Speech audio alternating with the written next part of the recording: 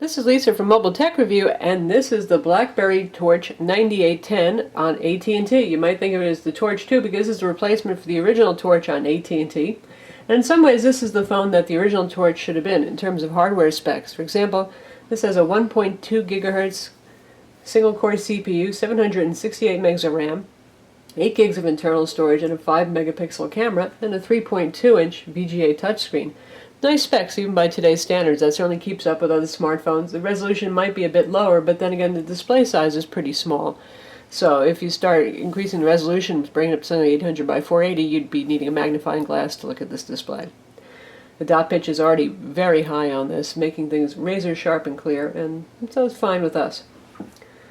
Open up the phone, and what's unique about this is it's a QWERTY slider. So for those of you who like the BlackBerry keyboard, but want a larger touchscreen compared to something like the Bold 9900, is actually the Bold 9930 on Verizon, well, Torch is for you.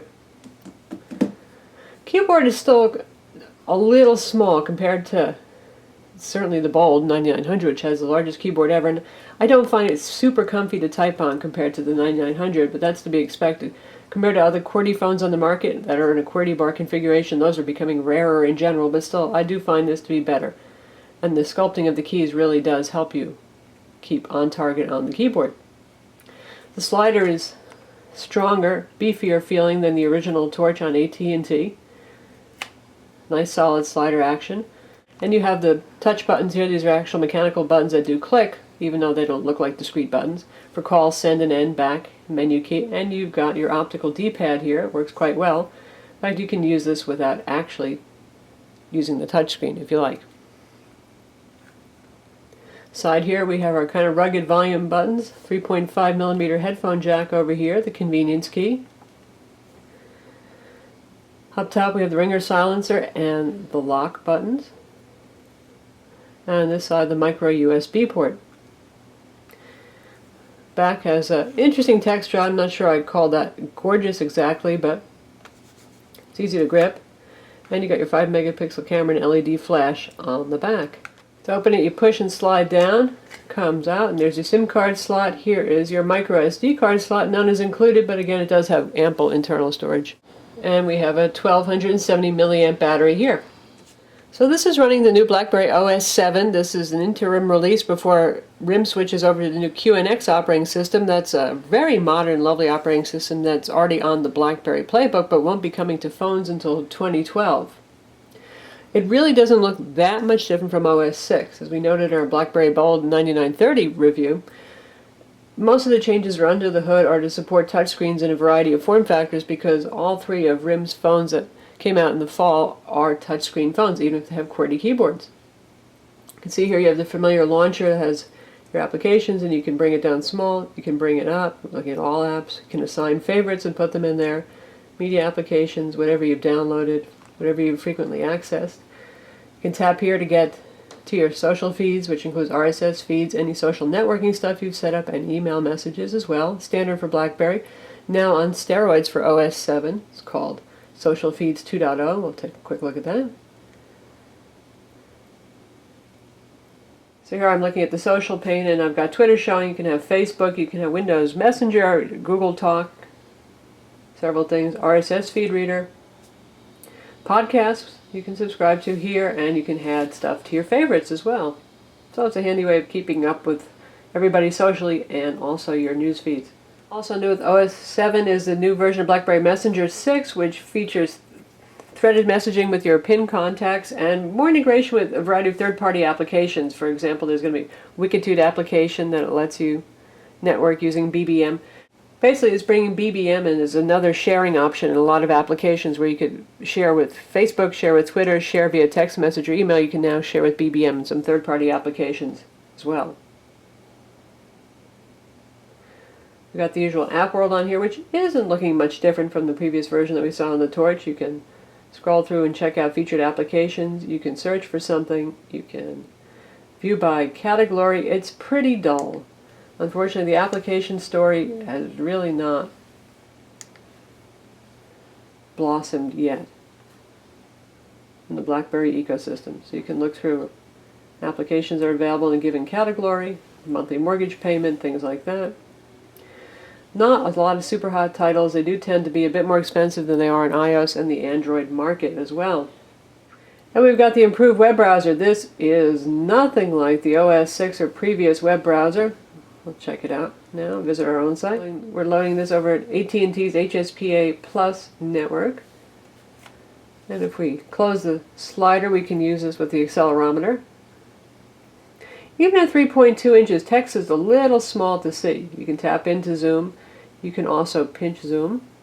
And it's very responsive, you can see. Compared to the previous BlackBerry browser, just no comparison. JavaScript no longer baffles it. It just runs smoothly. As a web browsing machine, despite the pretty good quality of the web browser, I wouldn't put it up there with iOS and Android just yet, but it's pretty good. It's still hobbled by the display size. Given how small text is, you're still going to be panning around and zooming an awful lot. But it does support JavaScript very well. It does not support Adobe Flash 10.x, however, but it does have a mobile video player. So you can play mobile YouTube videos, for example. And we'll take a look at the YouTube player. You have your choice of uploading a video or going directly to YouTube. And this actually just opens up a browser window and goes to the mobile version of the YouTube website. And we'll check out a video. And it warns us that this will use data.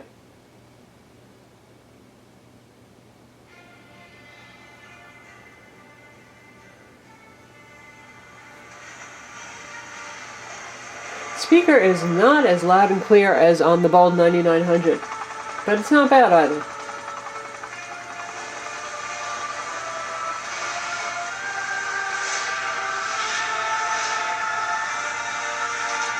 Not too bad, a little bit blocky sometimes, but overall a fairly good mobile YouTube experience.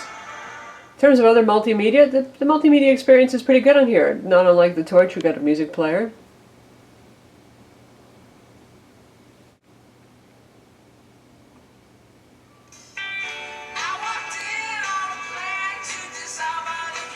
Sounds pretty good, supports album art, obviously. Gets the job done, it has loop, it has mix and repeat. And plays in the background as well.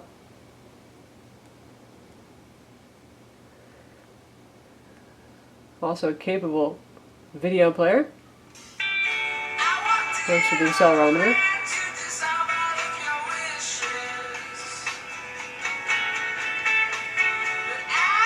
At 3.2 inches, it's a pretty good size for watching video.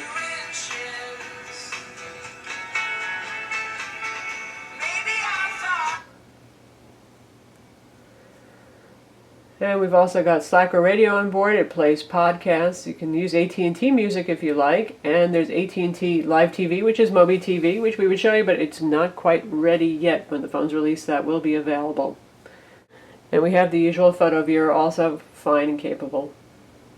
Check out the wallpaper gallery as an example of that. You can pinch and zoom. Use it landscape mode. Swipe through. Press and hold to set it as your wallpaper, assign it to a contact, add to your home screen, and so on. In terms of additional AT&T software, there's not too much. It's not loaded with bloatware or anything like that. We have their usual Yellow Pages mobile down here. There's AT&T App Center, which isn't live yet. We've got AT&T Navigator on board as well. And that's it for AT&T apps. And while we have AT&T Navigator preloaded, we do not have BlackBerry Maps on this device. In terms of calling, the interface really hasn't changed much from BlackBerry OS 6. Call quality is pretty good on this. Not quite as good as the Bold 9900, but it's quite good, and reception is excellent on this phone. So this is definitely a good phone for RF challenged areas, and it's typical for BlackBerry phones. They just really have great GSM reception. Phone has, again, AT&T 4G, or what they call 4G, that's HSPA Plus 14.4. It has Wi-Fi 802.11bgn, Bluetooth 2.1, and obviously a GPS. 5 megapixel camera on the back takes pretty nice shots. We're pleased with those, and it can also shoot 720p video. So that's the BlackBerry Torch 9810 on AT&T. And if you've got the original Torch on AT&T and you're looking to upgrade and you like that Torch, well, this is definitely an improvement. It's faster, it has a more solid hinge mechanism, and the web browser is just light years ahead of the one that's on the first Torch on AT&T. If you're looking at moving from another smartphone operating system, there's not as compelling a story here because, honestly, The experiential, the user-facing differences between OS 6 and OS 7 aren't that great. You're still going to find a lot of clicks to get certain things done. Not always the most intuitive operating system. That said, it is great for texting. Obviously, you've got a very good keyboard here, not as good as the balls, but it's quite good. Excellent push email support, texting, BBM, notification LED, so you always know if there's a message waiting, and that enterprise level security. I'm Lisa from Mobile Tech Review. Visit our website to read the full review of the BlackBerry Torch 9810 on AT&T.